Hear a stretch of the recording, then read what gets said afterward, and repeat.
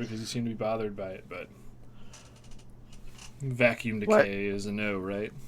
Like, I don't want to know. Yeah. okay. But Like, you should start watching these Kurt Kazant videos, and you can learn about the history of the terrible shit that's going to happen to us. no thanks. Oh man, it makes me look like I have stuff in my teeth. Hey everybody, Hi. we're back with Hello. more, with Indeed. more Will. Yep. Oh, Will's a little quiet. Um, is that better? Yes, Cool. much better. I'm actually going to zoom the camera out because it's a little too close to my face.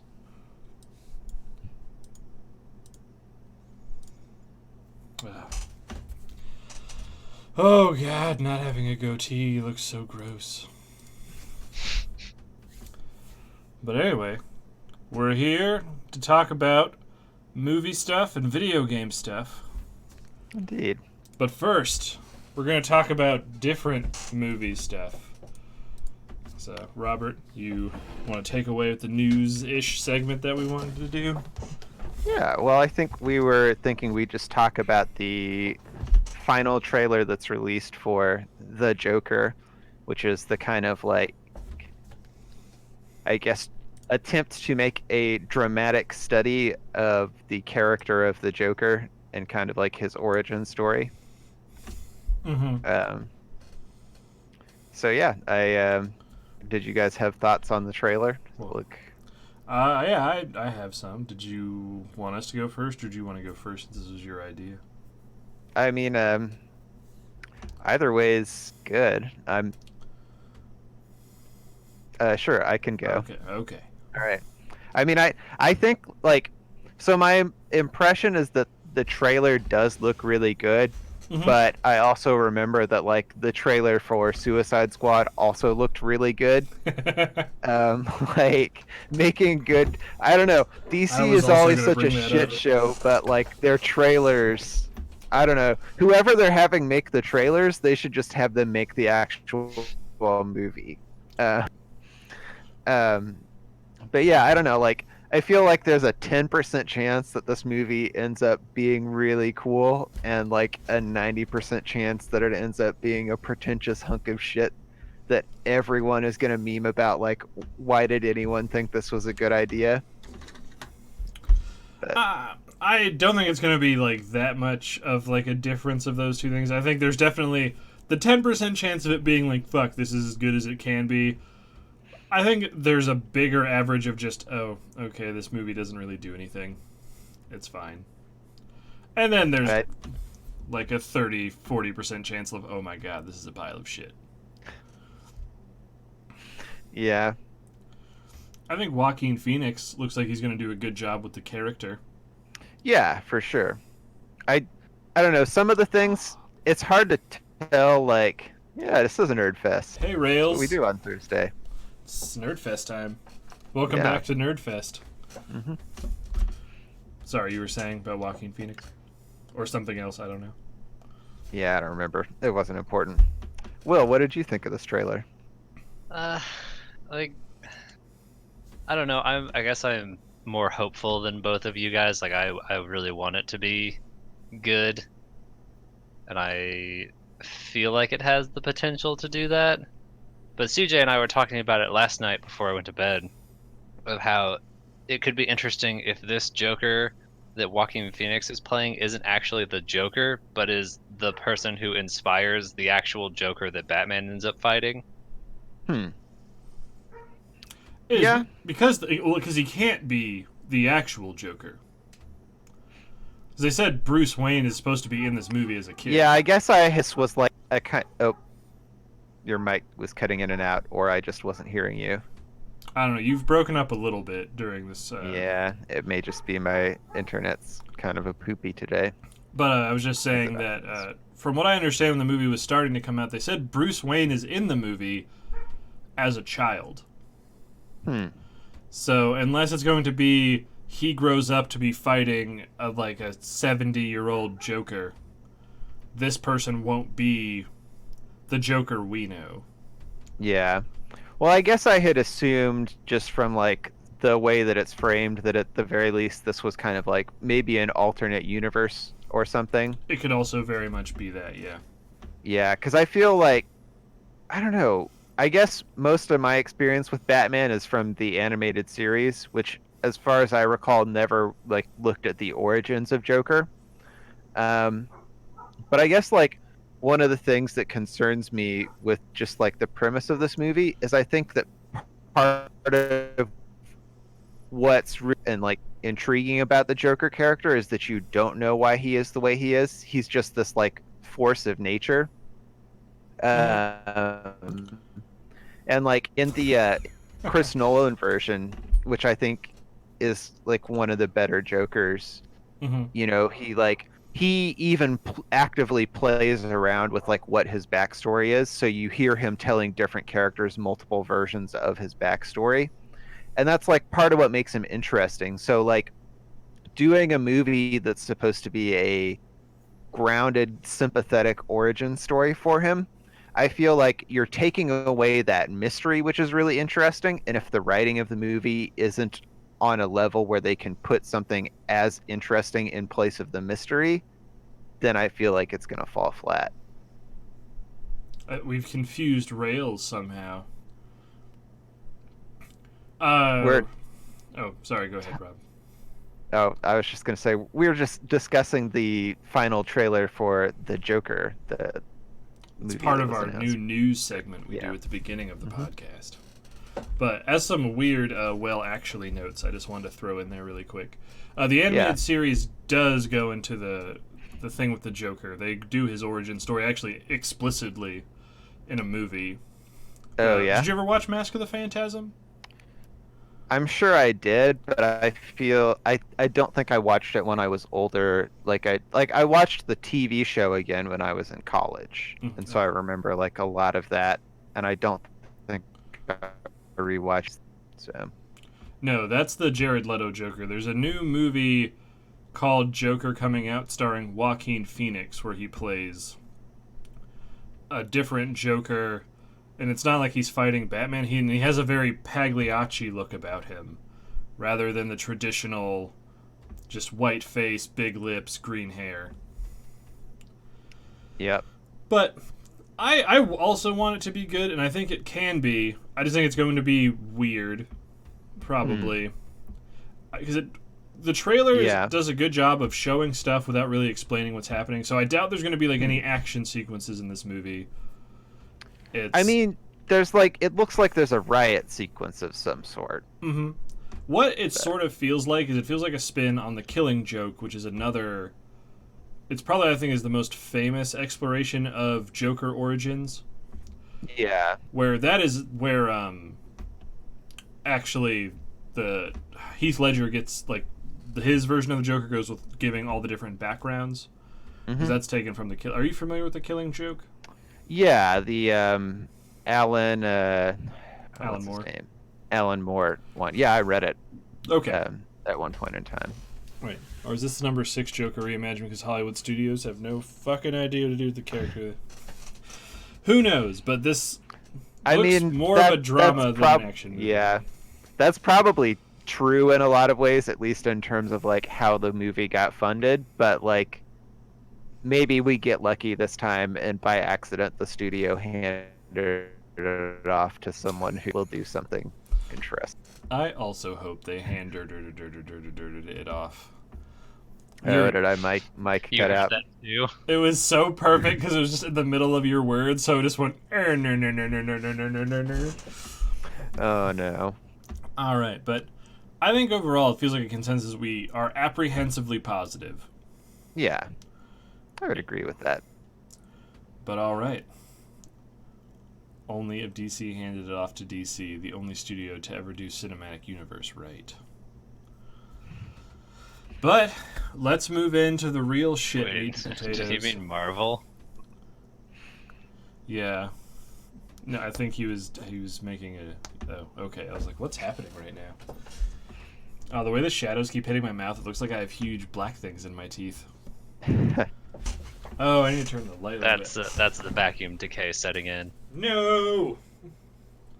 Get out of my mouth, Higgs field particles.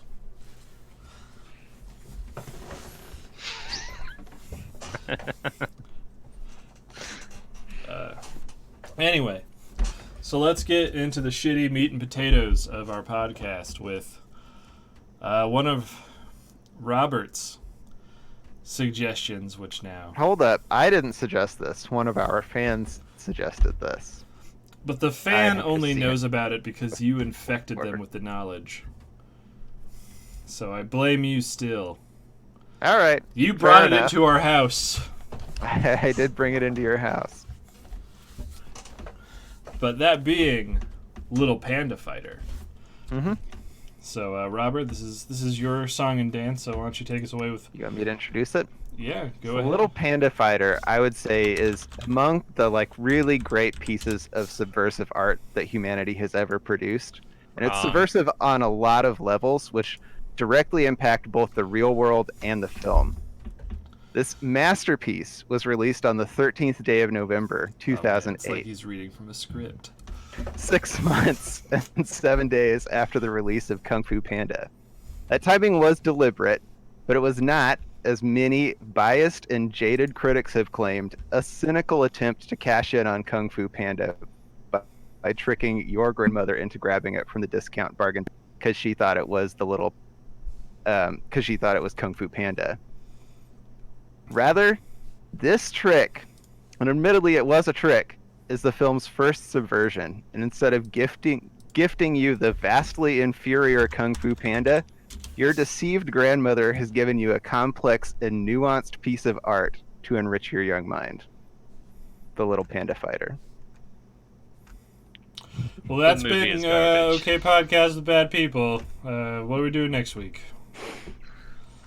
Oh my god, I'm just trying to find... Here we go. That's it. Oh, yep, that's going to be the image. That's what's going on. Keep going. I'm just doing some stuff over here. You want me to keep going? Keep doing your shtick, man. It's Yeah. going. So I think this film really subverts your expectations in terms of the moral story that it's setting up. Because you go in thinking that the main character is going to learn a lesson about how he should always be honest, but instead he learns a lesson about how he should double down on telling a lie and let his friend do inside gambling to make massive profits. And I think that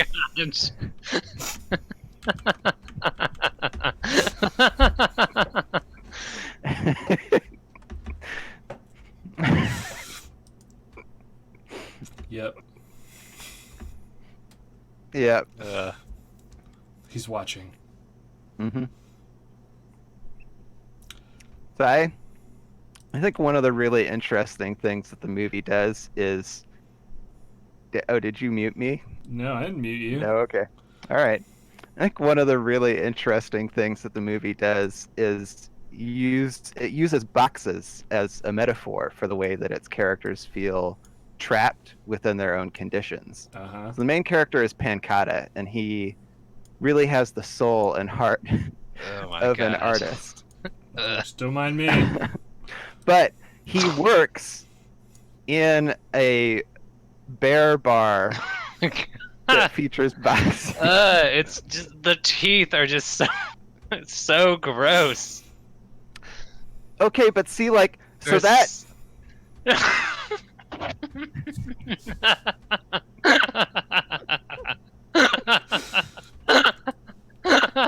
I'm sorry, Robert. That's okay. Ugh. So he works in the bear bar box, which is a bar for boxing bears, That's facts. and everyone else. But he is a dancer at heart, but he can't be true with anyone, and so he feels trapped inside of a box. But he also works in a bar that's shaped like a box in the name, and he has to watch boxing all the time. Like, it's a metaphor that they really just rub in your face. The importance of boxes in this film and feeling trapped in a box. How long are you guys gonna let me go on with this? As long as I it don't know. takes, How long man. do you want to defend this garbage pile of a movie that no one should ever see ever? Okay. Because it's the worst thing ever made. Here's what I'm saying though: is you have no idea how much of this I wrote. I can keep going for a shockingly long time. Why do you have panda faces all over the screen? I don't really know. love it. See, that's the thing about this movie, though, is like the design of the characters is intentionally ugly. Jaded and cynical critics have said that the design of the characters is just because this movie was made by a bunch of incompetent buffoons. But I'm they're not wrong. gonna- oh. It's deliberately ugly because the movie wants you to think about the difference between the interior and the exterior lives of its characters. No, How it's bad ugly because it's a Pancata bad looks movie. on the outside and how beautiful his dancer's soul is on the inside. Which is no, it's all terrible. I mean, why do you think it's terrible though, Will? Is it just because you didn't understand it? Oh man. No. I'm not gonna get into this where you start acting like it's good, and then I have to defend the fact that it is actually horrible. I mean, that's what I'm saying though, is that it is like genuinely a masterpiece of subversive media, It's and not though. Oh, you man. clearly just like didn't understand it. Will, why are you so dumb? Why don't you It like is a Apple terrible- Quick Bread? It is a terrible, horrible movie, and Apple Quick Bread is horrible, and anyone who likes it is horrible, and Watermelon is also terrible. Oh man, this is going Okay. way off the rail. Off the And rails vacuum now. decay is going to kill us all, and there's nothing we can do to stop it. Anyway, so Little Panda Fighter was really bad, but it was a movie that I was really looking forward to watching because as much as you hyped it up, I knew it was going to be a piece of shit. But I was hoping watch it and invite me do it. What? I'm really confused. Invite you to what? Anyway, that is going to be a big piece of shit that was like wonderfully bad, like The Room by Tony Wiseau, and then it just sort of ended up being like a D plus amateur student film project. In all reality, like I don't know. Wait, Did you also not get what it was doing? I don't think you got what it was doing. I think you're reading a script right now. I mean, I did write a lot of this, Kated, and like my feeble human brain just like can't hold all of the information in. So I wrote a lot down. I mean, Rails, if you want to watch this movie just in the background, because nothing we say is going to enrich your lives anymore, it's just free on YouTube. Little Panda Fighter, it's right there. It's also free on Amazon Prime. And Oh my the god, it's funny on thing Amazon is, it Prime? barely even looks like higher quality. Oh man. I would say don't watch it because it is actually a waste of time. If we wouldn't get in trouble for watching movies on stream, I would do that, but it's not a thing you're supposed to do. But I don't know. There was definitely parts in it that made me notice how terribly horrible it was. Like the fact that half of the bears only had 3 fingers. Like they look Had what? 3 fingers, like they were like weird claw hand Vulcans, and that was nightmarish. Yeah. Also, their weirdly modeled teeth that all had like spaces in between them. hmm It was gross to look at. No, we were not going to do a group viewing of the movie. That's free on Yeah, YouTube because sorry. that would get TOS'd in the ass. But if what's the company that made the movie? Video Brinquedo. If Video Benquedo wants to give us written permission to watch it, I would Yeah. watch it again with the internet. But Yeah. until then, we cannot watch it on Twitch. I wrote down a list of some of the other like really funny, just that they exist, video Brinquedo titles. Hit me with that goodness. So they've got What's Up, which has like a picture of a house with balloons all over it on the cover. Oh my god. They have Gladiformers, Robos Gladiadores. They have, so including the little panda fighter, 6 of their 32 movies have little in the title, including Little B, which is clearly supposed to be whatever that Jerry Seinfeld B movie was. Oh, it was B This is movie. B movie. You did it. Little and Big Monsters. It's just Monsters Inc. The Little Cars in the Great Race, as well as The Little Cars Fast and Curious, which is my favorite title. Of everything in the world? Well, of their films. Oh, okay. Just the Little Cars Fast and Curious is like so, that like Fast and Curious name is so, would be so easy to make fun of. Like, I don't know. But I think the like creme de la creme of their films that are clearly supposed to be tricking your grandmother into buying them instead of other movies is a movie called Ratatouille. ING. Okay, that's like a play on like the Citizen Kane, right? That's a Citizen Kane knockoff. What? That's their version of Citizen Kane, right? They're just retelling that story. Is Ratatouille? Yes. Like Rosebud, he's like Rosebud, and then he dies and drops his hula figure on the ground on his deathbed at the beginning of the movie.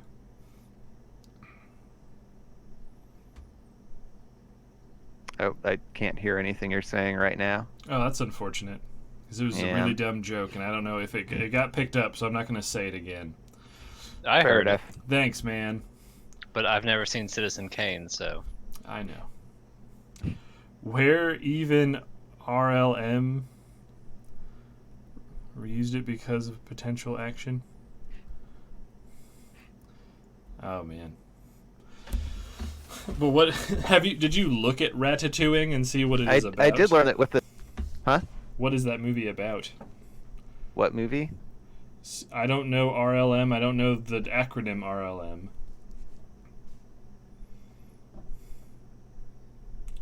I don't know. Please keep going, Robert. Oh, that was all of their movies that I wrote down because funny enough to be worth mentioning.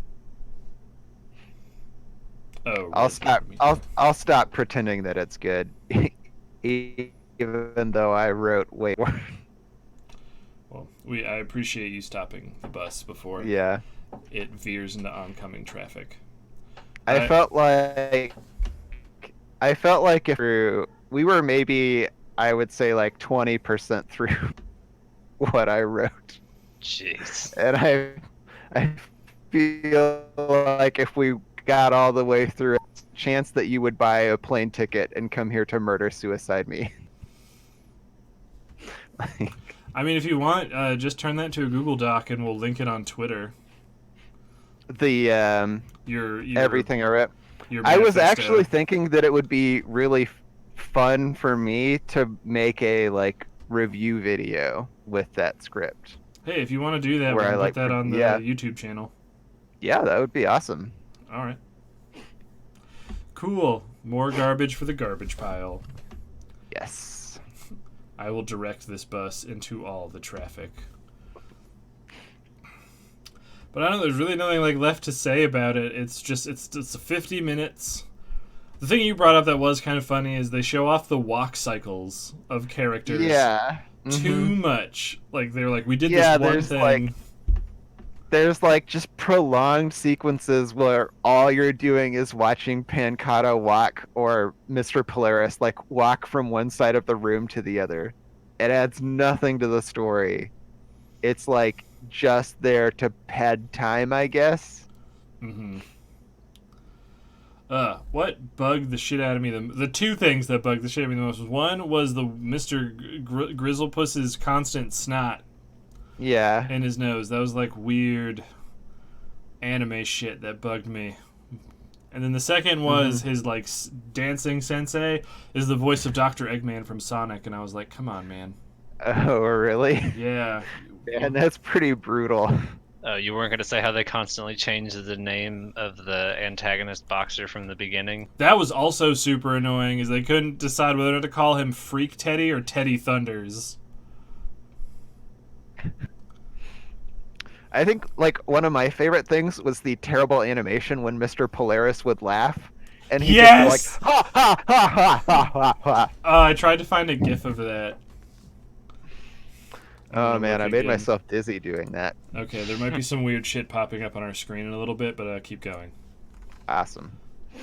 Is it more pancodic? Because that was genuinely funny.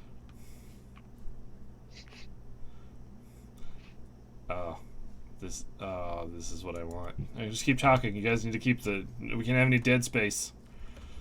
Yeah, We're not talking about Dead Space. Oh my god. I did learn that the Amazon UK page for this movie apparently specifically says in the description of the item that it is not Kung Fu Panda. Eh, But apparently Amazon US has not done that. So suck it, American kids. Suck it, indeed. Alright. Yeah, here we go. Here we go. We've got something good coming up. Maybe. What? No. Oh, another thing. Did you guys catch in the fight between Freak Teddy and Polaris, when Freak Teddy gets like knocked out of the ring, when he comes back in, instead of lifting up the ropes, he lifts up the post that the ropes are attached to. I did not notice that at all. Yeah, he lifts up the under it, hmm. which I found really funny. Oh, there it is. I'm not There's seeing that horrible laugh animation. Oh yeah, and he like cycles that it for like scene 7 goes times. on- That scene goes on for like forever too, where he's doing that laugh. It's so good. But yeah, that part made us laugh pretty hard. But yeah, also like the weird end scene where it's just Polaris standing in like Antarctica with a chest full of money, and then he just sprints into the waste. Like he's like, yeah, Yeah, perfect. Like what is he doing? polar bear shit. Polar bear shit, I guess. Getting out of that movie. But yeah, I don't know how long we can leave. I liked that the like washing machine ran for like 24 hours or something without stopping. I don't know why it always makes that noise. But yeah, it's such a bad movie. That might be the worst movie I've seen, just because it was stream Space Mutiny. What are you? Oh, like stream a movie called Space Mutiny. What are you doing, Rails? I'm so confused by your capital letters. But I don't know, like, what else did we want to talk about With this movie, with this movie? I don't know. I wrote that whole defense of it just thinking I could keep conversation going, but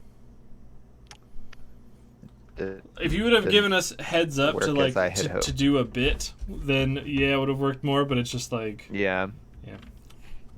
I was just like, it's just bad. The one thing that wasn't bad that also made it like more surreal is the voice acting was good. Like for what it was, like they talk a little fast, yes, but like the quality of the voice was consistent. It sounded like it was all recorded in the same spot. I've seen animated films where like everyone is like their qualities are different, like they're all recording on different equipment. I've seen some of these that are some of the like movies that I would say are in the same genre as this, where they're like, I remember there's another one that everyone in our house had watched and laughed at that is like an Aladdin ripoff. Mm-hmm. Which I mean that stories and I'm sure, but like it was clearly meant to try and trick people into thinking they were getting the Disney one, and that one had some hilariously bad voice acting. Aladdin, you fool! That kind of thing. Yeah, there's like stuff like Great. that, but this didn't have anything like that. Like the voice work felt Yeah. Saturday morning cartoon consistent like nowadays, and I was like, oh, this is weird. And I recognized a bunch of the voice actors from being like in stuff from Funimation. Will brought up that Mr. Grizzlepuss sounded like the dude who does Meowth's voice from Pokemon, which I think he does. I couldn't hear what you said. Oh my god. I know. But how much did you not hear? I heard up to Mr. Grizzlepuss. Mr. Grizzlepuss, his voice actor sounds like it's the voice actor who plays Meowth in the Pokemon series. And I was just like, oh, is it? I'm actually going to look that up. Maybe. I'm looking it up now. Yeah, for sure it'll be on IMDb. Yep, she does voice work for 4Kids, do art and video. Let's see. Yep, Pokemon Meowth. And it's actually a lady. I'm sorry, voice actresses. But yeah, so like they got some people who've done stuff for a while. Yeah. But I don't know. But guess... I mean that could also mean that because it's a Brazilian company, and so they like probably hired someone else to do the audio dubbing for the U.S. release would be my guess. And just like by accident, they hired someone competent. But yeah, like the voice work was good, and I was like, oh, like if it was animated better, this movie would have just been like a boring movie rather than this is a bad boring movie. Yeah. But like what you had brought up in your weird faux serious thing about the ending was interesting, where it wasn't like the whole time I was waiting for Pancata to fight Freak Teddy or whatever his name is using his dance moves. Yeah. Like they set up, especially when they show the scene where he does his little dance audition and he ends it by like fucking Benoit suicide diving through a door, and everyone keeps bringing up how dumb that specific leap was. I was like, oh, that's the thing he's gonna do to defeat the boss at the end. He's gonna do it off the top of the turnbuckle, and then he's gonna go home and kill his wife and kids. And yeah. Yeah, no one talks about it anymore. I still remember. But yeah, and then it's just like, no, we tricked you, Mr. Grizzlepuss, and the new contract has been signed, which you are now legally bound to. Like, I don't think they understand how like legal documents work. Yeah, they like literally tell him that they inside gamble to steal money from him, and that then the guy who did it just like fucked off into Antarctica and gave the bar to Pancata. And then Pancata gets to dance with the weird alien bear girls who are just a palette swap of each other. Yeah.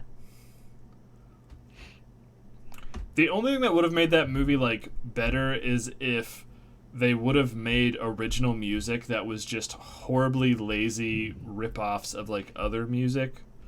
Like I would have loved a shitty version. Especially like you can whatever like shitty music they maybe paid $5 for all of their soundtrack. Whatever it was, they like were trying to get something that kind of sounded like the Rocky montage music a little for the training montage, I think. But like the way he dresses for dance is very evocative of Flashdance. So I would have loved it if they would have had a part where he's dancing and they're like, he's a crazy person on the ground. Yeah. And then they'd been like legally distinct. Shit music. I don't know if I'd call this furry bait. I feel like this movie would turn you off from being furry. It's not furry bait. Like literally the only reason this movie exists is because they thought that they could get some people who thought they were buying Kung Fu Panda to buy it. Well, were you playing Monster Hunter? No. Were you playing Monster Hunter just now? No. Hmm. I mean, we know furries, but that like this for that like this wasn't made for anyone except for your grandmother who you asked to get you Kung Fu Panda for Christmas. That is exactly who it was for. Oh. All right. In stark contrast to Detective Pikachu, I feel like we're running out of gas early rather than having more stuff to talk about. Do we want to keep talking about this movie or move on to the next topic?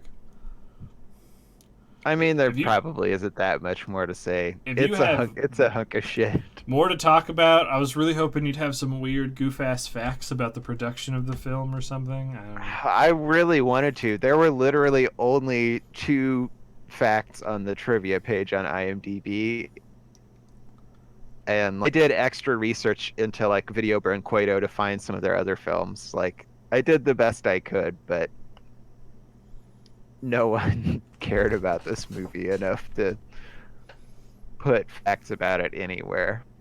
Indeed. Man, Will's camera just keeps flickering. Like, Yeah, I've seen that too. Huh. he looks Wonder- so engaged in the conversation. I wonder why it keeps doing that. I don't know. Probably because you're playing Monster Hunter.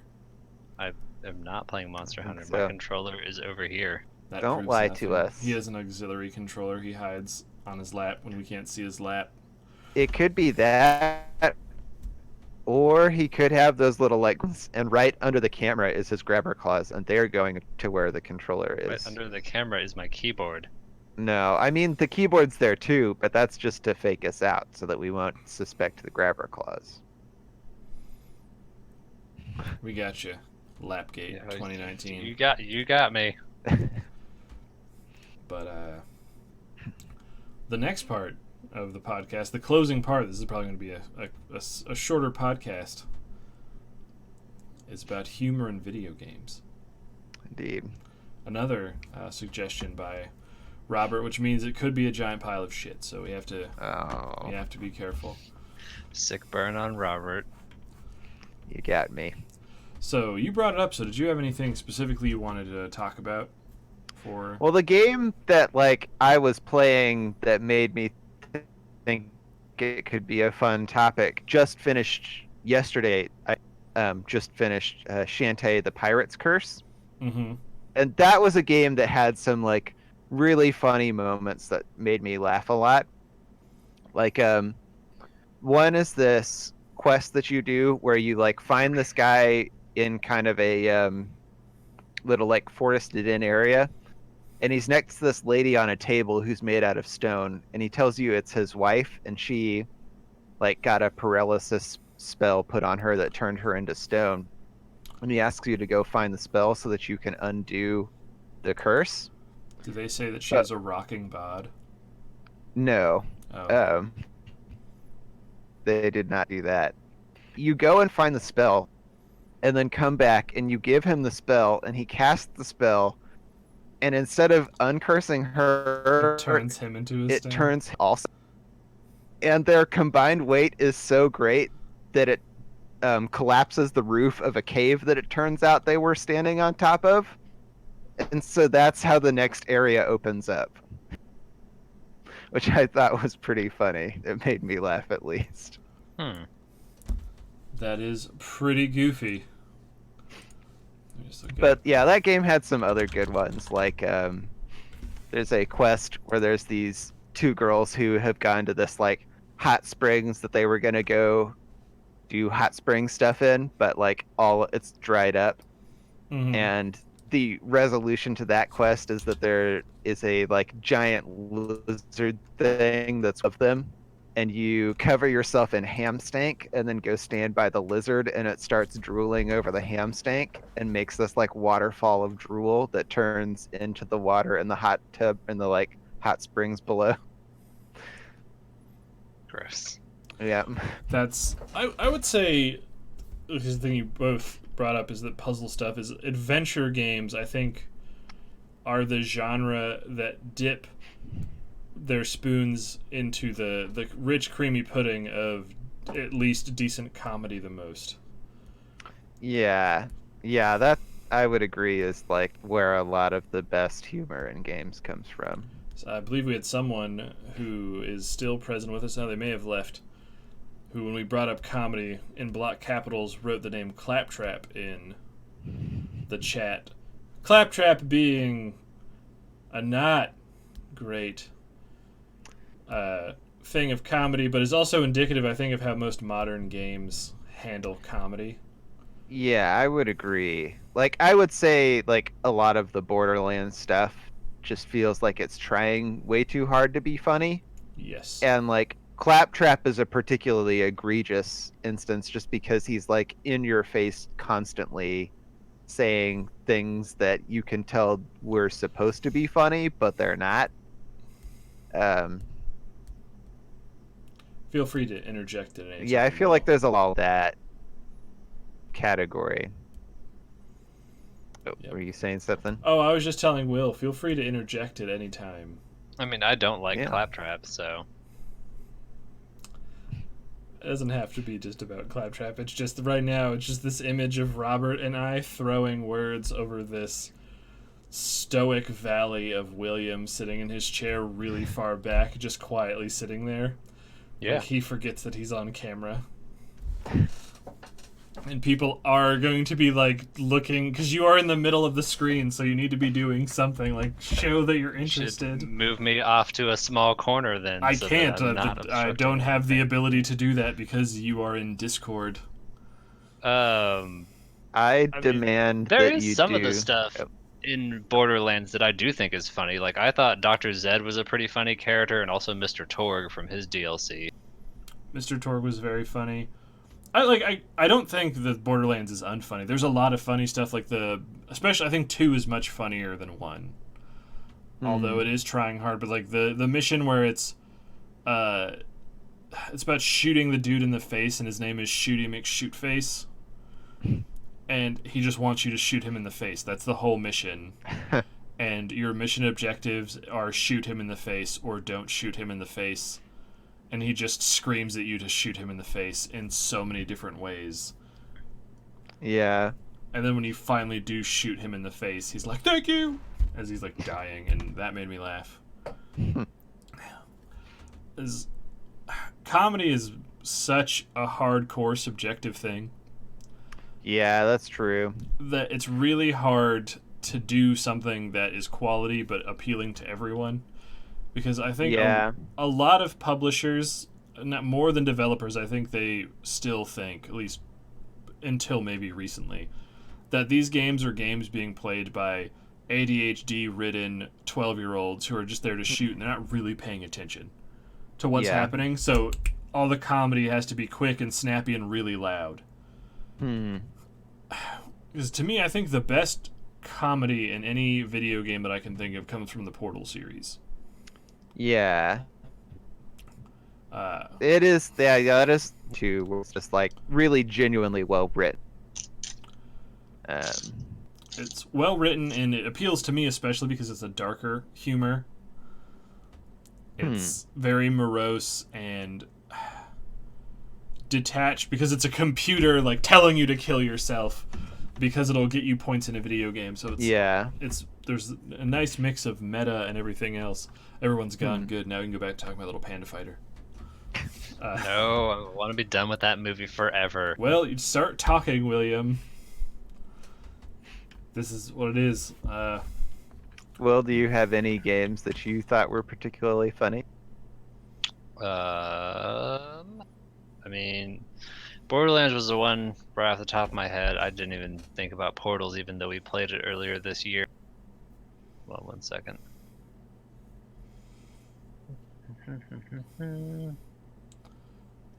What are you doing? I mean, even though it's like not trying to be funny most of the time, because it's not written into the game. I do think a lot of the stuff that's in Just Cause can be funny, just because of the physics engine, but that's not necessarily comedy that is meant to be in the game. I mean, I think that counts though. If like part of a game is just like setting up situations in which you can have fun, and the game sets up situations in which you can like funny to do. Like in some like yeah, that isn't deliberately written, but it is a funny thing that the game is letting you experience. I think games like comedy doesn't necessarily have to come from person A says something about person B's butt.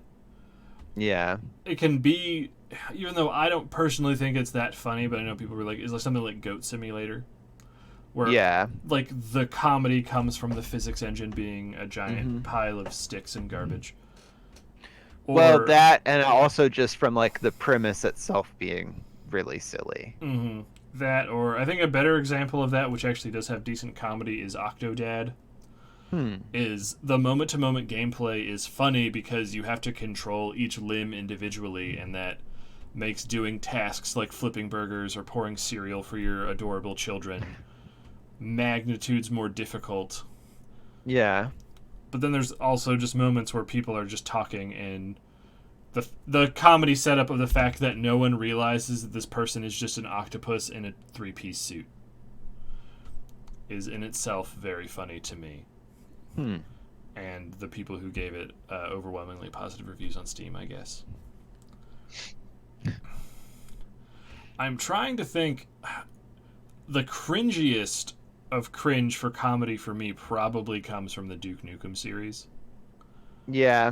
Where it's just rampantly juvenile or just one-liners with no context. Probably the worst. Yeah, one-liners were a thing that I wrote down too, where they're like often really just painful. So I'm trying to think of bringing up zero punctuation as this channel loves to do. There was one game he reviewed called Sacred 3, which he just spends the entire review talking about how shitty the comedy is. I've never played it, so I can't say anything, but I can't think of a game We played Sacred 3. What? Who is we? Me and Will. Oh, okay. I was like, we didn't. No, we played Sacred 2. Are you sure? Yes. I'm gonna look up the cover art just to make sure. Okay, you're right. But yeah, Sacred 3 was one. I can't think of we played 2. Of a game that is just abhorrently terrible at comedy the whole way through while trying to be a comedy game. I haven't played it, but I feel like the Bubsy games are an example of that. Yeah, probably. Where like it's supposed to be funny. Bubsy's lines that he says are supposed to be funny, but they're just dumb and annoying. Yeah, now I'm trying to think of some mascotty characters that I was like, oh my god. Sonic is another one where like those games aren't meant to be comedy the whole way through, but they're like exclusively funny when they're trying to be serious. And they're only ever irritating when they're trying to be funny. I could definitely say that's true. I mean, that game has more furry bait, I think, than a Little Panda Fighter when Sonic and like the Human 100%. Princess make up. I think Gex was an interesting mascot character. I think about half of his content was funny and well directed, and the other half was like weird references that children weren't going to get. Like, do you guys remember Gex? I know the character, but I never played the game. I know what it is too, but I've seen some like videos of it also, but have not. But because I know he had a 2D games, but I remember playing this 3D one that my cousin had, and it's a game that came out like in the early 90s, and I think it was rated E for everyone, so I guess technically adults could play it. But it's a game that was like in a kid's magazine and you're playing it, and there's just this one line that I thought was funny at the time only because the word sounded goofy, and it wasn't until much later that I was like, oh, that wasn't actually a joke. And it was just while Gex is just running around the overworld, not because he picked up weed or anything, he just goes, Mr. Cheech and or Chong, please come to the front desk. And I'm like, and I was like, ha ha, Cheech and Chong are funny names. And then as I grew up, I learned that, oh, those were like weed actor people played by Cheech Marin and Tommy Chong. So like it made it retroactively stupid because Yeah. there wasn't context to that. He was just saying it. So I feel like that sort of line is for the like semi-drunk parent who is watching their like kid they get to hold on to during the divorce weekends. Just like 3 shots deep of Irish whiskey, and he's just like, he's a song! I get it! Ha ha! And then he falls off the couch and hits his head and dies, and then his kid has to go into Child Protective Services or whatever it's called. I don't know. Yeah. Anyway, it wasn't a very funny line. That's what I was thinking. But One other category I'd been thinking about was games that are unintentionally funny. Like a lot of the voice acting in the original Resident Evil, things like the oh, Jill man, the sandwich Jill are really sandwich. funny. Yes, those are wonderful. Yeah. Oh man, Mortal Kombat. The old ones have some great ones. All your base are belong to us. Yeah. The laughing scene from Final Fantasy X. Oh my god. Oh man. That's what I should have just done. Is every time we talk about something, I just bring up a GIF and just outline our channel like border with GIFs. Yeah. Now I just want to get the Mr. Polaris GIF going, but with the audio from Titus laughing. Oh my god. That should be, you know how people have like alerts that come up when they get like a subscriber or something, and you can play like a little GIF and an audio with that. Oh man. That's what you gotta do. There's no other option. I mean, you can make that if you want. I don't know how to make it. I don't either. So that's the problem. But yeah. Comedy is hard Indeed. to do. But I guess we're talking about adventure games adventure games are a game series that I feel like hasn't really been done well in a long time. I really, like you saw, I played through Thimbleweed Park like on the channel.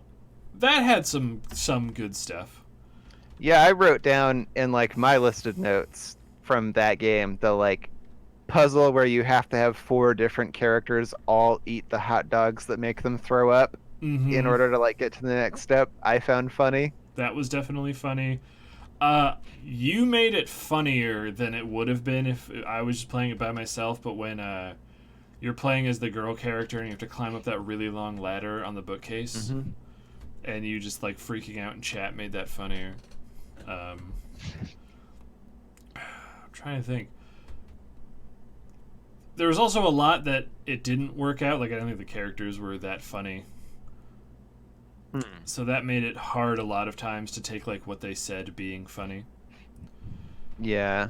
I think the biggest thing for me that turns me off a video game is when they try to do fourth wall breaks that fall flat really hard. That is the joke that kills it for me the hardest. And that being like the one like you get when you're playing as the other, like the Agent Ray, and you get this mysterious device, and your character just goes, it's probably going to be used in the final puzzle somehow. It's probably really important. And then anytime you try to do anything with it, she says how important it is, and that's why she can't get rid of it, because it's going to be in the final scene. But she's like delivering it in this really droll monotone, and I was just like, ugh. Yeah. Like, yeah, I feel like in some ways, if you want to do fourth wall breaks, you have to like really be writing around it. Like, I don't know. I feel like the Neptunia series has some really funny fourth wall breaks, but like that's a game that's so self-aware of what it is, that you know, like so much of the writing in that game is self-referential. That like it doesn't feel like it breaks the atmosphere of the game in the same way. Like, it's more of just like part of what's fun about it in the first place. So when like all of the characters are commenting on like has amnesia for the 9th time, like I don't know, I find it funny. Is that a fourth wall issue, or is that just more? Well, of, that one's not fourth wall so much as self-referential, but they do plenty of fourth wall too, where they'll, say like, "Oh, I bet the players da da da." I can't remember specific ones right now, but they definitely do that. Will, do you have anything to say? Do you want to be here still? Like, I just keep trying to think of games that I've found funny, but you guys keep saying them before I get to them. well, then be faster. I'm trying. Be better. Gotta go fast. Yeah. I mean, you played Sunset Overdrive. Will, do you want to talk about Sunset Overdrive? I mean, the humor in that was okay. Like it was mostly just a lot of over-the-top violence or cartoonish stuff. Solid analysis. Yes. Okay. The thing I'll just say then. Oh man, good thing no one's here. Go back to adventure games, especially Thimbleweed Park. I think the people who were the best at fourth wall breaks in any video games that I've played, and I've played a number of them, was LucasArts back in the 90s when they were in their heyday of adventure games. And to me, the most iconic fourth wall break I can think of is from Monkey Island. And you're walking through this forest, and it's like, I don't know if you can actually even solve the puzzle on its own unless you just know what it is. But eventually you'll come through like one tree, and the tree has a payphone in it. And you pick up the payphone and you call the LucasArts helpline for help on solving the puzzle. And the person on the other line is just so upset with you for calling to need help with this game, and like calls you an idiot. And you can keep coming back and calling them, and then you can keep calling them from other locations, and you get to learn more about this character who's just tired of working in this line of having to help idiot people solve these puzzles, and that he's so mad that the person in the game can't even figure it out. That it was, to me, that was so funny. And then in Thimbleweed Park, they do a similar thing where you call the Thimbleweed Park helpline, but they just actually treat it like it's a helpline. Like they just tell you answers and stuff. There was no humor to it at all. And that bugged me so much. I was like, oh, this is like the Monkey Island thing. It's like, hello, welcome. Hey, you need to find a branch. The branch goes on the tree. The tree is actually the thing the lizard people are using to make their double helix cannon that's going to cause the Higgs boson particle to get too much energy, and then all of the particles in the universe are going to blow up, and that's vacuum decay. Did it. Thanks.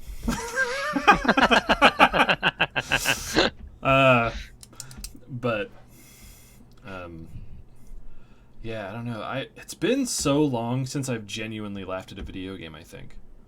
From the video game itself, I have laughed at weird shit happening and then playing with you guys and like the game like breaking, or like I can't count glitches and stuff like that as being comedy. It's just consequential. Like I laughed while playing Fallout the other day because like this character I was talking to, like in the middle of a very serious conversation, like their face just folded in on itself like a black hole, and then they were just a floating hat while I was talking to them. And that was funny, but it's not because Todd Howard was like, at this moment! Or how yesterday when we had 2 Raouls until the universe got reset. Yeah, that was funny, but that wasn't because the game did it. Fallout New Vegas, actually, I take that back. That does have some good comedy writing in it. I remember laughing genuinely the first time, but since I knew they were all coming this time, I didn't laugh very much. But especially the line where it's like they asked if I had a degree in theoretical physics, and I said I had a theoretical degree in physics, so they gave me the job. I was like, that makes me laugh. It's a good line. But I'll talk about Sunset Overdrive, Will, if you don't want to. Go for it. That was terrifying, Robert. Since the camera like your thing like freaked out because of your internet connection, your head just teleported from one thing to the other with a really intense flash cut like Jacob's Ladder. Oh yeah, that was real. Oh, okay. I just do that sometimes. Oh man. To me the comedy in Sunset Overdrive felt like it was trying to be a funny game. No cutscene in that game is serious. I cannot think of a single one. They are all comedy driven. All of the every side mission is trying to shit on something in pop culture, and the main character, which he sits or she sits if you play as a girl, on this very, very dangerous fence of being almost too annoying, is that they're just constantly making one-liners. But some of them are funny. Like, some of them made me go, ha! But then the rest aren't. I'm trying to think. Will, was there anything in that game that made you laugh particularly? I mean, I really liked the Excalamune quest. The Excalamune quest was really good. Yeah, that made me Just laugh. because the name Excalamune. And then a lot of the stuff the LARPers did, because they were just being huge nerds in this apocalyptic war zone. Yeah, that game had also like a lot of dark humor that kind of fell flat, where they'd be like I was thinking just now with the LARPers, when you ever do that mission where you have to cut down the trees, and they have the bard who like sings, and then they're like, I don't want to be the bard anymore. I don't want to be this person. I want to do something else. And like, why don't you ask James the bard if you can be the bard? And they're like, I can't. James is dead. And then it just flash cuts over to James's dead body because he got killed by monsters or something off screen. And I was just like, ha ha ha ha. Then also the line when they're invading the roller coaster area in the theme park and the guy gets shot, and they're like, okay, we're done using foam swords and stuff. Hand me this AK. It's time to kill people. Definitely moments. I would play another one of those games if it ends up happening. But now that Sony owns Insomniac, kit and caboodle, I don't know if that's going to happen. But I think the very end of the last DLC was very funny with its final boss, where throughout the whole game of Sunset Overdrive, you're playing it, and there's like this weird metatextual thing where on all of these screens there's this TV show playing called Sunset Over. Is this called Sunset TV? I think so. And it's just like, it's not animated. It's like a real human being just talking about Sunset Overdrive, like development and stuff. But he's kind of really annoying, like the way he talks and how he's basically saying how Sunset Overdrive is the coolest. And his voice to me was kind of like a distinctive level of annoying, and I would just be grinding on a power line and I would just start hearing him in the distance and I would just be like, oh my god. And then at the very end of the final DLC, the final boss is all of the screens with that guy on it getting possessed by a malevolent AI. So the dude who's in the thing changes to being an evil version of himself. So he gets spiked hair and wears like a black coat and just starts like shitting on game development and the people who are playing this game, and you just get to boil him in acid. And that was an odd mix of humor and catharsis for me. But Will said he didn't even really notice that guy when he was playing, so he was just like... Like, I saw that I can remember, like, 2 screens, and I listened to one of them. But I just noticed him through the whole game, and I hated him. So when he was like, bah! I was like, oh, yes! Yeah. That is a kind of can do well, though, where there's, like, someone who is either irritating or a villain, and then, like, you turn it around on them in a way that's fun. Another game that gets brought up a lot when humor is talked about is Psychonauts. Do you guys have much experience with that game? I couldn't hear what you said. Another game that gets brought up when talking about like funny writing is Psychonauts. I own it, but I haven't gotten around to playing it yet. I heard everything but the title of the game. Psychonauts. Psychonauts, yeah. It's on my list of things I want to play, but I have not played it. Because to me, that is a game sort of like on the opposite end of Borderlands, where to me, Borderlands is like playing it feels really good, but then like the writing sometimes is really cringy. Is the writing of Psychonauts is really good, but playing it kind of sucks because it's like a weird, janky 3D platformer. But that is another really well done game where it has an interesting premise, a solid set of core characters, and doing something that I really love, where it's making comedy by interjecting surreality into a very mundane thing and treating the weirdness as being mundane. This being the setup of the game being a summer camp for psychic children. Yeah. And it does a good mix of like weird juvenile comedy and like really dark comedy. Like there's a kid who's always bullied, but he's like he acts really nice, but then like when no one's looking at him, he like sets squirrels on fire with his mind. And the thing that also made me laugh is he's voiced by the dude who does the voice of Tails most of the time in Sonic games. So hearing Tails' voice going like, "I'm gonna burn all the squirrels," I was like, oh man. Pretty fun. Pretty fun.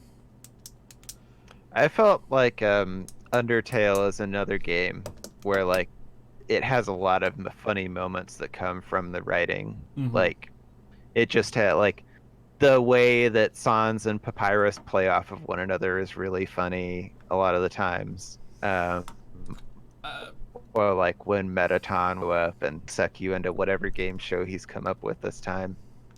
I found a lot of that pretty funny. I definitely think that game also had a bunch of hit or misses for me. So like when it started turning into the indiest of darlings, I was like, oh. To me, the one that makes me laugh the most was the joke where if there's like a park bench somewhere and you find it says you find a burrito swaddled in tinfoil and a blanket, abandoned, says someone was not ready for the responsibility of this burrito. And it's funny because it's a burrito. Like you're like, oh, it's a burrito, and then you think of like, oh, it's referencing the fact people abandon babies in public parks because they weren't ready to be parents. And I was like, good job, Toby Fox. You did it. Sans and Papyrus were like, those guys would either be something that made me laugh or I was just like, ugh, get off the screen. Papyrus did have one. It wasn't even a joke. It was just how he was animated that made me lose my shit really hard. And it's during the like section when you're like you fought Undyne and you haven't killed her and you're like, I'm gonna be friends with her. As Papyrus is trying to get you guys to like go on a hangout date or whatever. And you all go to her house and then he's like, okay, time to leave you guys, and he just sprints and does a horribly animated cartwheel through her window, like shatters the glass and then just runs off into the woods. Yeah, I think I remember that. And just everyone else, and then like since Frisk can't emote at all, there's nothing, so it's just Undyne just left to hold all of the emotion of the scene. Just like, what the fuck? Just broke out my window, you dick. Yeah. But yeah, that I guess, or when Undyne slam dunked whatever the like lizard girl's name is through a hoop and into a garbage can. That made me laugh. I don't remember that part. The lizard girl was like like most of the characters in that game I like, but she is so annoying that like I don't know. You're talking about Alphys? Alphys, yeah. Yeah. It's when you're trying to set up a date for her and she keeps being all weird as Undyne just goes, just be yourself, and then just dunks her into a garbage can. And then she gets out of the garbage, and I was like, ha ha ha ha ha. I don't know. I'm surprised you haven't talked about your favorite encounter, CJ, the Cinder Plane. Oh, I thought the fact that they did Tsundere and Plane together was pretty funny. I was like, good job, Toby Fox, again. Oh, okay. Yep. That's it. All right, then. Do you have anything else to say, Will? Nope. I'm going to go back to being a statue. Okay. Bye. Can you do some like pancata dances? Yes. No, I refuse. Will you do some glow stick dances? I don't When we know where my glow sticks are. When we get 100 views. I was about to say I don't have glow sticks, but then I was like, nope, I do have them. I just don't know where they are. But yeah, Undertale was, yeah, that was an okay game. There's no one here, so I don't even know why I'm worried about shitting on it. Because someone will watch the VOD and then we'll just get a million hate mail. I'm like, good. Except for me, because I love Undertale. I No, enjoyed it a lot. that's why he's saying it. Is all the people who love it would send us hate mail. I think it is a game that is violently overhyped for what it is. Like it is good, but it is not the best game to ever be made ever. Oh, definitely not. Yeah. I mean, it isn't my number one game, but I do at the very least above average. Oh yeah, it's definitely above average in most. I don't like playing it because I'm not a fan of bullet hell shooters. Hmm. So the act of playing it with like a 4-directional keyboard was very annoying and tedious. But like the writing and the world and the setup was interesting enough for me to get through the whole thing. So Yeah. that was good. I actually I feel like that is a game that made me like bullet hell shooters more than I used to. So, But for whatever that's worth. I mean, if that does that for you, that's good because it opens you up to a new world of it. Did it make you want to try other bullet hell shooters? Yeah. Okay, then yeah, there you go. Then that's a positive. But the game also bothers me because the thing I care about the most was what happens after the credits. Like I was like, what does the world do now? And the game's just like, fuck you, it's over. And I was like, oh, I hate it when they do that. When I'm like, I don't know. I was hoping there would be more stuff after the credits, but there wasn't. But anyway, this isn't about why Undertale is the worst game. Why Undertale is the little panda fighter of video games. This is about comedy. Do we have any more comedy, or are we done?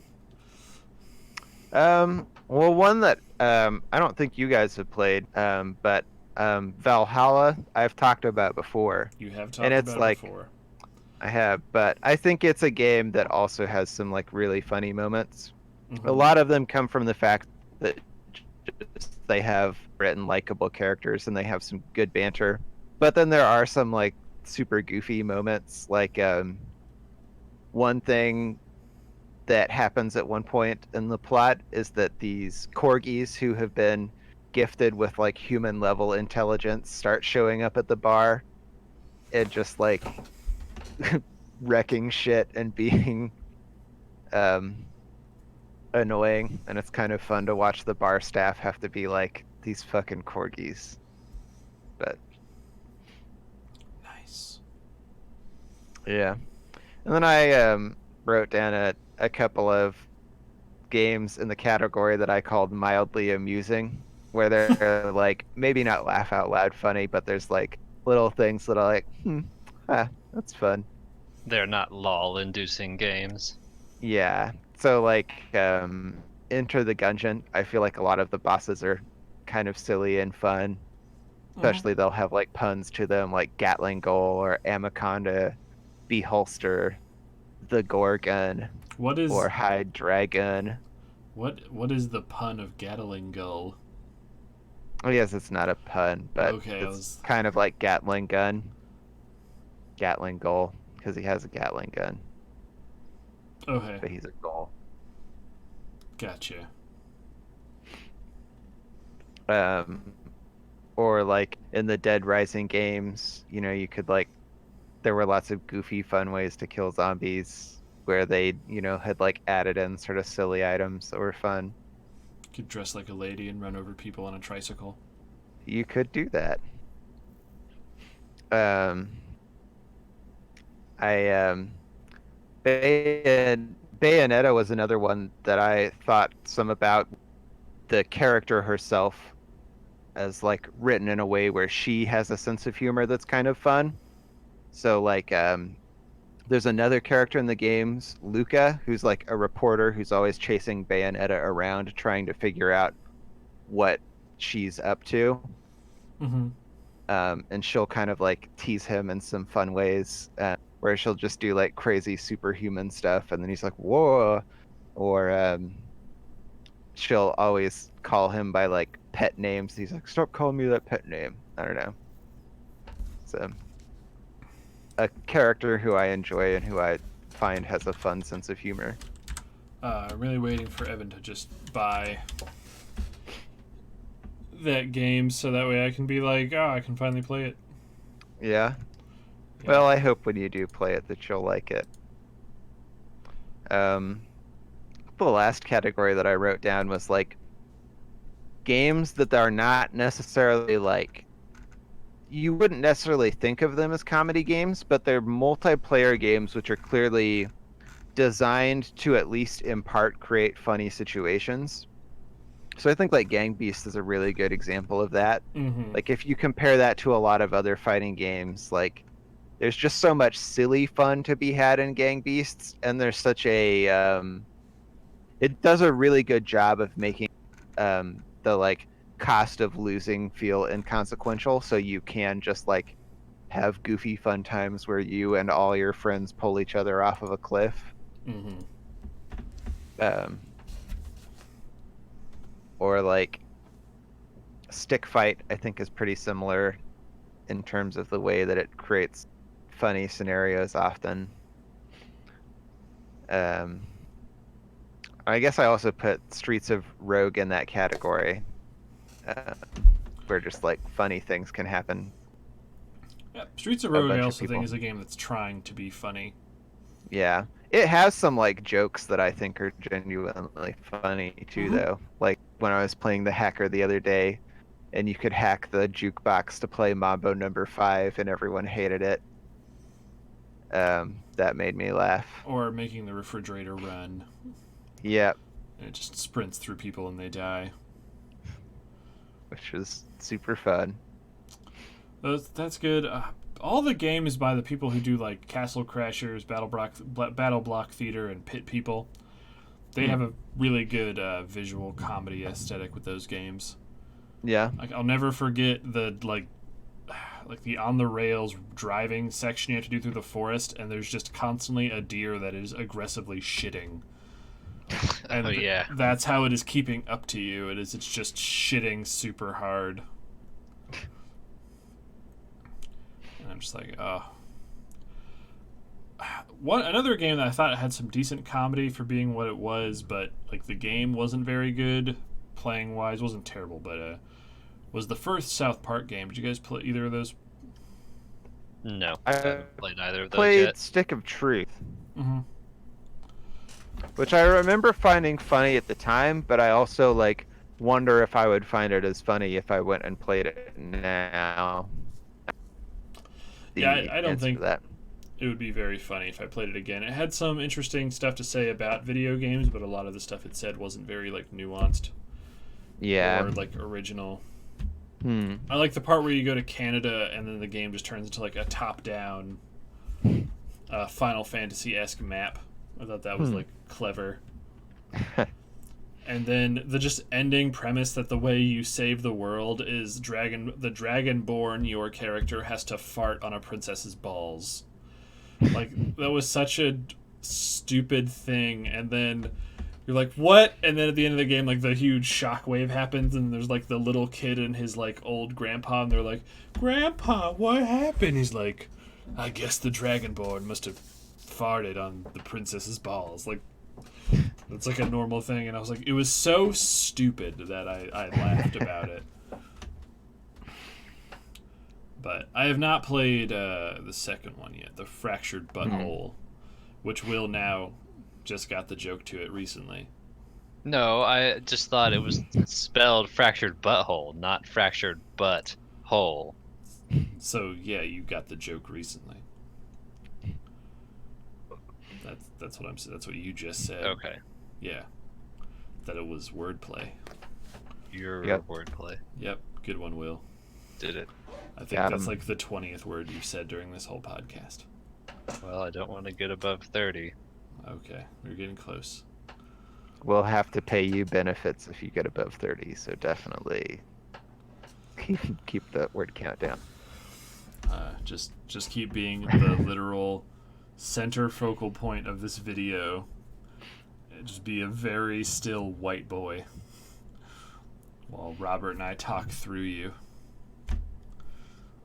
I'll just move Pancata's weird face over your thing. Yes. All right. So, do you have anything else you want to say? We're at about an hour and 20 minutes. No, I don't think so. All right. This was an overall 6 out of 10 podcast Yeah. between content and technical issues. and Rails not understanding what we were doing. Oh, But Rails. what can you do? Fire William. I had fun anyways. It was fun. It was fun. It was a good way to kill some time. But now I can't tell if Will is frozen or if he's actually just standing still and up. he is moving very slightly, and now he's trying not to laugh. So, yeah, he's... Well, you successfully fucked with me, so congratulations. Okay, good. But we need to figure out what we're doing next week. Mm-hmm. Just talking today, I had some movie ideas. Okay. Have you seen the movie Snatch by Guy Ritchie? Uh-uh. It is really good. Have you seen any Guy Ritchie films? No, I don't even know who that is. Did you see any of... Maybe I would if I just don't know what that name is. It's the name of a director. Yeah. Yeah. Have you seen any of the Robert Downey Jr. Sherlock Holmes movies? Yeah, I've seen... I know I at least saw the first one. He directed those movies. Okay. And he has this movie Snatch, which in some ways is almost a retelling of an older movie that he did that was like his first like cult success movie called Lock, Stock, and Two Smoking Barrels, where Snatch has a much bigger budget and like it has Brad Pitt in it, has Jason Statham, has a few other bigger actors in it, and it's just a movie following a number of characters of trying to do one objective, and this one objective kind of spirals out of control. Hey, Obama! Hey. The president came to visit us. This is Stysick. Yep, it's me. But I really like it. It has I'm trying to think like lines that I've heard outside of it. I don't know if you've ever heard anyone say, "Do you like Dags?" Yeah, I don't know if I have either. There's that one. It has a pretty decent villain. It was Brad Pitt kind of like at the pinnacle of his weirdness. Hello again. Hello. Where he plays a gypsy street fighter. Yeah. With like a weird accent.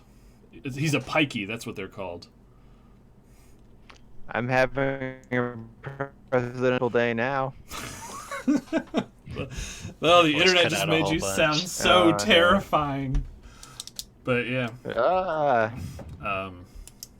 But that is a movie I really like, and I think it has a lot of stuff to talk about. If you'd want to watch something like that, it does.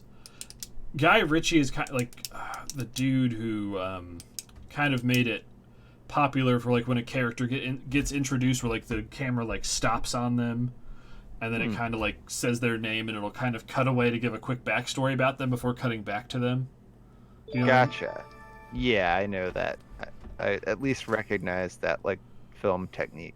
That is very big in Guy Ritchie films. So, it has a decent amount of action and comedy and writing. It was just something I was thinking about today. I haven't watched it in a really long time. Did you have any other suggestions? I had a couple. The ones two that I was thinking about are just big pop culture blind spots for me, where they're like movies I know I should have seen but I haven't, which are Rocky and Die Hard, because I haven't seen either of those. Oh man. Yeah. Thanks for the host, by the way, Mr. President. Ooh, yeah, thank you. Means a lot to us. It's always an honor to be hosted by we're doing movie suggestions for our next podcast. We try to do a movie discussion for like the first half, and then the second half of the podcast is about something about game design that we want to talk about.